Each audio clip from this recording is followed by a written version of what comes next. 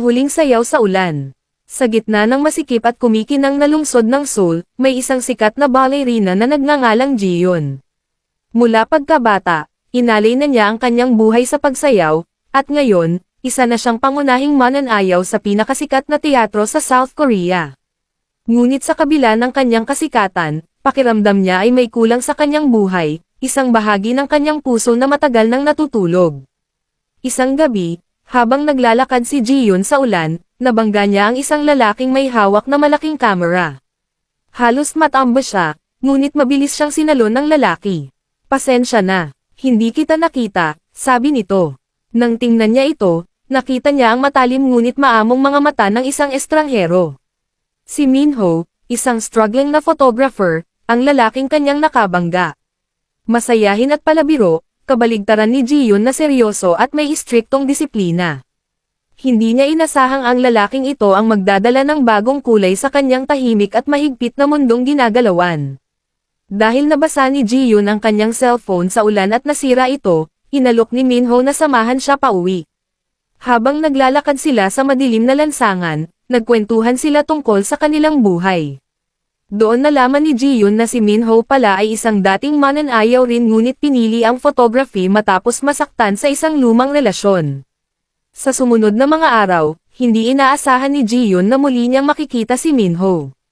Isang araw, inatasan siyang magkaroon ng isang photoshoot para sa isang magazine, at ang photographer na napili, si Minho. Habang ginagawa ang shoot, hindi mapigilan ni Jiyeon na mapahanga sa kakaibang paraan ng pagkuha ni Minho ng mga larawan. Para bang nakikita nito ang totoong siya, hindi lang ang sikat na ballerina, kundi ang babaeng may damdamin, takot, at pangarap. Sa paglipas ng panahon, hindi nila napansing palapit na sila ng palapit sa isa't isa.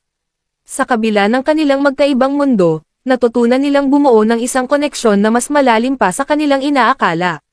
Si Minho ang naging kanlungan ni Jiyeon sa tuwing nakakaramdam siya ng pagod at pag-aalinlangan. Samantalang si Jiyeon naman ang muling nagbigay ng inspirasyon kay Minho upang harapin ang kanyang nakaraan at muling sumayaw. Ngunit tulad ng lahat ng kwento, dumating ang isang pagsubok na sumubok sa kanilang pagmamahalan. Inalok si Jiyeon ng isang malaking oportunidad sa Paris upang sumayaw sa isa sa pinakatanyag na teatro sa buong mundo. Isang pangarap na matagal na niyang gustong abutin. Ngunit ang ibig sabihin nito ay iiwan niya si Minho. Hindi niya alam kung paano ipapaliwanag sa binata ang kanyang desisyon. Natatakot siyang masaktan ito, ngunit hindi rin niya kayang talikuran ang kanyang pangarap.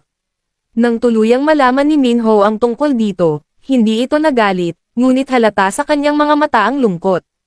"Noon pa man, alam kong hindi ko kayang pigilan kang abutin ang iyong pangarap," sabi ni Minho, may bahagyang ngiti sa kanyang labi. "Pero Jiyeon, kung aalis ka, gusto ko lang sanang maranasan ang huling sayaw kasama ka."